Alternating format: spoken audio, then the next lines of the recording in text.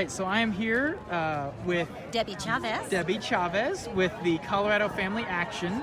And Debbie, what do you think about the Supreme Court's decision with Jack's case? Well, it was a good decision, but a narrow decision. We wish they would have gone farther. We realized that this gave Jack his freedom back, but it didn't give the rest of Coloradans their freedom back, because basically what it said is if you're nice to somebody when you take away their religious freedom, we're going to still let you do that.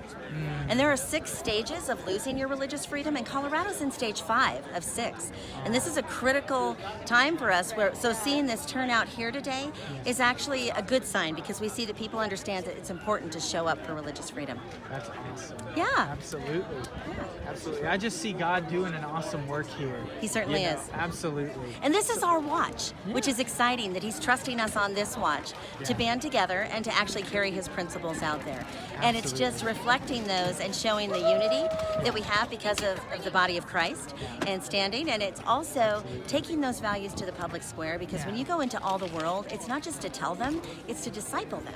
Right. And that's what's so fun, is showing them what a practical application looks like. And this is practical application. Absolutely. So what do you think about the whole, when people say, oh, well, you need to be, tolerant of people who want to be gay or lesbian, you need to not step on any toes, you need to be tolerant of them. What do you think about that? Well, one thing I know to be true is that tolerance tells the truth all the time. And that's why Christians need to carry their values out there, because a lot of times what we do is we get worried about telling the truth, and we do something called self-censoring. And you self-censor when you don't actually reveal that the reason that we're out here saying what's so important is because we stand for the freedoms of everybody, not just the freedoms of some. Right. And that means all voices have an equal platform to speak from. And so Christian values go there too. Absolutely. Doesn't it kind of seem like, the LGBTQ community seems to be all in favor of free speech, just not for Christians?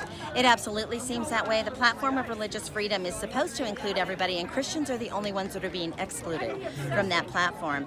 And quite honestly, there are 4 pillars of power that uphold that platform. It's culture, public policy, regulation, and elections.